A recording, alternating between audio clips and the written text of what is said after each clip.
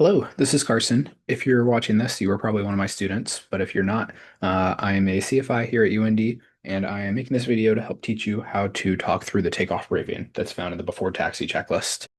So I have a sample told card here, and we are going to talk through the whole takeoff briefing. The way we usually do this is going just top to bottom. We'll also kind of assume that we have listened to the ATIS already before we got to this point in the checklist. So I would usually recommend filling out about this much. Sometimes I personally don't write down the taxi route, the initial heading, course destination. I just kind of keep those in my head. But for you, if you're starting here at AVIT 102, 220, something like that, this might be really helpful that you want to fill all this out just so that way you have that information ready to go if you forget something during the taxi or during the takeoff. So, kind of getting started here, we'll start with the taxi route. I have the next picture here. This is going to be the Grand Forks Airport procedures diagram that you have in your checklist, and you're going to want to make sure that you have a current page of this. Mine might not be current when you're watching this video. You see, I have a note here that this video is recorded in April 2026. We're doing a lot of runway construction right now on runway 35 left, 17 right. So that's why mine looks like this, but yours may not in the future. Some of the taxi routes may be different. I don't know, but just be advised that your checklist may look a little different, but how we actually use it will be the exact same. So what we do is we'll have this page open pretty much the whole time we're doing the takeoff briefing because this has a lot of the helpful information that we want to be referencing as we're briefing it. So starting with the taxi route, we'll say that today we are starting on Charlie ramp and we will look at the top and look at our standard taxi route. This is what we're going to expect what we call up. They'll give us the standard taxi to the runway, or maybe they don't give us a standard taxi, in which case we would want to brief or rebrief after the ground assignment, the direction we're given. But if they do give it to us, we've already done it here, and we'll be good to go from that point. So let's say they say runway 9 or left standard taxi. Our taxi route would be uniform Bravo Bravo 6. There's a couple things that I would recommend doing here as we go. That would be to use your finger and just kind of like I have on my mouse here, draw a line with your finger across the taxi route to know where you're going. So that'll help visualize it in your head of what it should look like as we're going. That way we're not getting lost once we're actually moving, having to look down at the checklist, losing situational awareness while you're taxiing. It's really good to know before we start moving where we will be going. So we also want to look for any hot spots and runway crossings along the route. That would be good to brief as well as where we're going to do our run up and whether or not we need to call run up complete. Remember that a hotspot is generally going to be any kind of surface at an airport where there has either been a history of safety risks or there's a high potential for it, whether that's a runway incursion or like a collision. The reason why we have the UND one right here is because Charlie ramp and Bravo ramp often has a lot of planes going back and forth. And then we also have like the line tugs or the fuel trucks.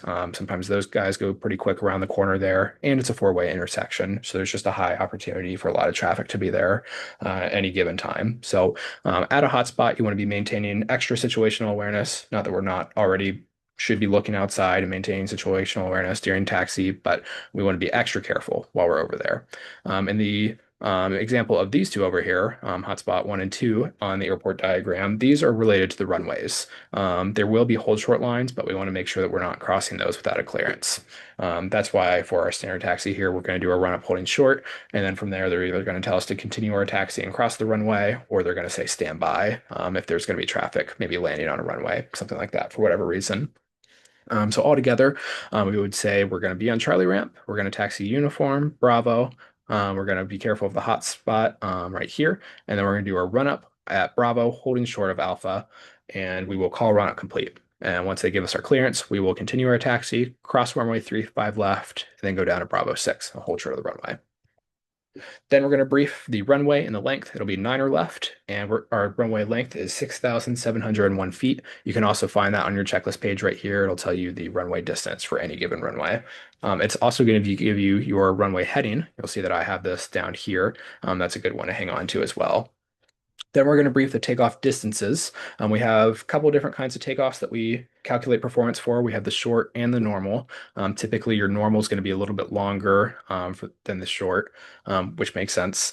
Sometimes your short and normal ground roll may be the same, or even sometimes, but depending on the weather conditions, it may be that your short ground roll is a little bit higher than the normal. That's okay. But our 50-foot obstacle distance should definitely be longer for the normal than the short. So we would brief if we're going to do both today. We could say our ground roll for the short field takeoff will be 750, and it'll take 1,100 feet to clear a 50-foot obstacle. For a normal takeoff, it'll take us 800 feet for a ground roll and 1,200 feet to clear a 50-foot obstacle. We'll also brief our liftoff speed and our initial climb speed. Don't forget the difference between a rotate speed and a liftoff speed. The liftoff speed is the speed that we want to actually be off the ground at. The rotate speed is not published or calculated through the POH. It's just kind of implied that that's going to be the rotation is when we're starting to pull back on the yoke. So our rotation is usually about 5 knots before the liftoff speed. So just remember, if we are doing a normal takeoff, we're trying to climb at 76 knots, we're not going to be pulling back at 57. We're actually going to be pulling back at 52. That way we can be off the ground, lifting off at 57. A lot of people get that mixed up, so just don't get that confused. So in our case today, we would say if we're doing a short field takeoff, we'll lift off at 52, climb out at 56. And if we are doing a normal takeoff, we will lift off at 57 and climb out at 76 knots. Then our initial heading and altitude, we can say we're just going to be flying the standard procedure unless ATCs maybe gives us something other than that. But generally, if they don't say anything, this is what's implied. So we're going to fly the runway heading. In our case, it would be 087, again, found on the checklist right here, up to 2,500 feet. And then at 2,500, we're going to turn 30 degrees off to the left. We're going to say we're going out to the northeast for our departure today to practice area Oscar. So in our case, we're turning left. It'll be to 057, and then that'll be up to 3,500 feet. And then once we reach 3,500, we're going to proceed on course. Don't get it confused if you are departing to the east or to the west. If we're climbing up to maybe 4,500 because we're going westbound, we're still clear to proceed on course at 3,500. We don't have to wait until reaching our final cruise altitude. So just don't get that backwards. For the course and heading, this is just going to be an initial kind of approximate on course heading out to the practice area. So I said it's going to be about 020, heading to the northeast to get to practice area Oscar. That way, if ATC asks us what's your on course heading, we have that ready to go.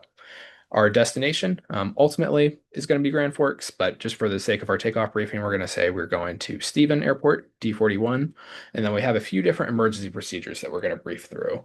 There's kind of really 4 parts to this. We're going to say, first of all, that if we have an emergency, the instructor will take the flight controls, any emergency if it's real.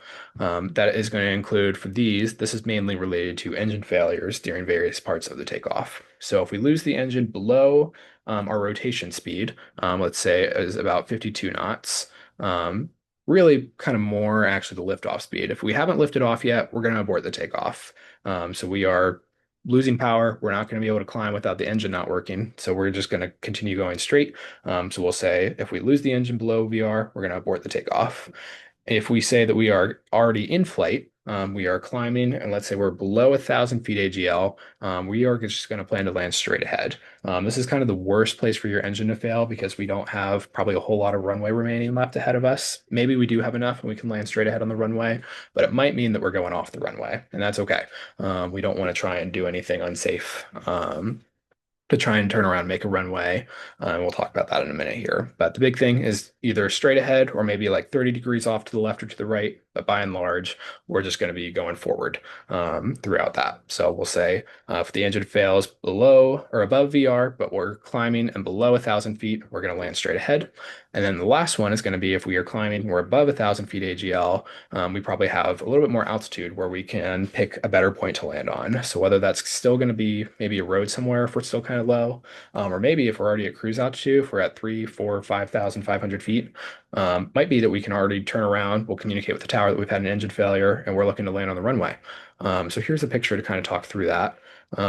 Let's say that we are starting on runway 9 or left and we're accelerating and we lose the engine. We still have a ton of runway remaining where we can come to a stop and be just fine.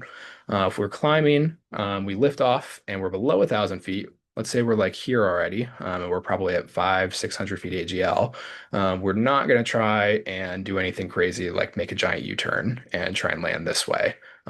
There's kind of two main reasons for this. One is because that's called the impossible turn. That just means that based on our climb performance, especially during like warmer months of the year, we are not likely going to be able to make a full 180. We're going to lose too much altitude, and we're just not going to be able to kind of land on the runway. The other main reason is that they're, especially at Grand Forks, is really busy. They've probably already cleared someone to line up a wait or to take off if we've taken off at this point. So there's going to be traffic taken off into us if we turn around.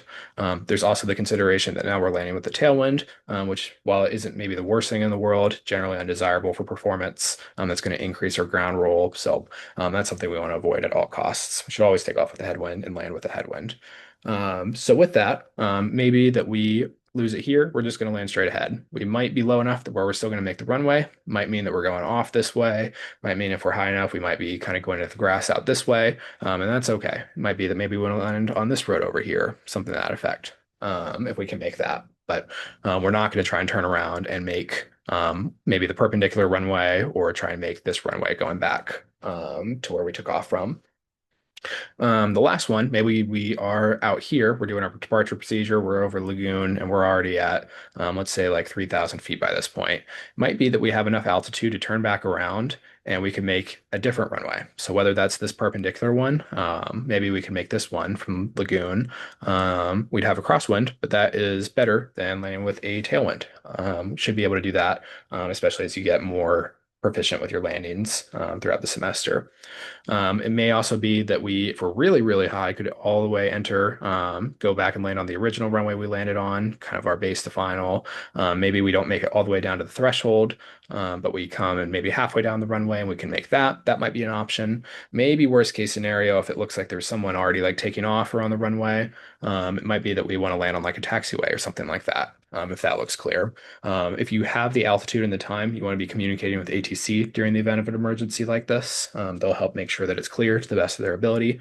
But if you ever think that it looks like you are going to be putting someone else at risk, if you're going to be landing into traffic that's not moving, maybe they're doing the run up or holding short of a runway, just go in the grass. But kind of end of the day, most desirable would be if we're high enough, we want to try and land on another runway. So those are kind of the four main considerations that we talk about. So it's I take the controls as the instructor, and then we have the three different scenarios that we brief. That's kind of what this looks like here. So just as a reminder, what we'll brief for the emergency procedures.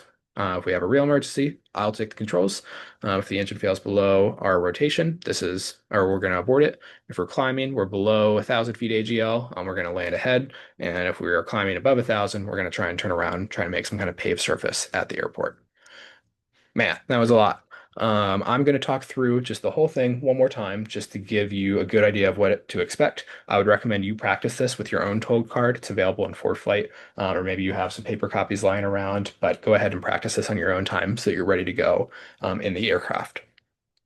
So altogether, we're going to say, all right, today we are going to taxi to runway 9 left. Our standard taxi is going to be uniform, Bravo. We're going to hold short of the intersection and do a run up. And then when the run up is complete, we're going to call run up complete. And then once they clear us, we'll cross runway 35 left, continue our taxi down to Bravo 6. Our runway length is 6,701 feet. Our short field takeoff distance is going to be 750 for ground roll, 1,100 to clear a 50-foot obstacle, and 800 feet for our ground roll for a normal, 1,200 to clear a 50-foot obstacle for normal takeoff. For a short field takeoff, our liftoff speed will be 52 knots, and our initial climb speed will be 56 knots. And for a normal takeoff, our liftoff will be 57, climb out at 76. Our initial heading will be 087 for the runway heading, and then we're going to fly the UND departure procedure, turn to 057 at 2,500, and then on course from 3,500. And our on-course heading will be about 020 to get us to practice area Oscar. Destination is going to be Stephen Airport. And then for our emergency procedures, if we have a real emergency, the instructor will take the controls. If we lose the engine before we lift off, we're going to abort the takeoff. If we lose it while we are climbing and we're below 1,000 feet AGL, we're going to land straight ahead. And if we lose the engine while we're climbing above 1,000 feet, we're going to try and turn around and maybe try and make a paved surface here at the airport. And then the last thing that I would add is, do you have any questions? That way, if you have any passengers, maybe you've scared them a little bit with your emergency procedures, you can answer any questions that they have, reassure them that we're briefing it just in the worst case scenario, but it is very unlikely to happen with how good our maintenance guys here at UND. So that's about it. Please feel free to reach out if you have any questions about any of this. Please go ahead and give this a practice before we fly next. And I look forward to flying with you soon. Have a great rest of your day.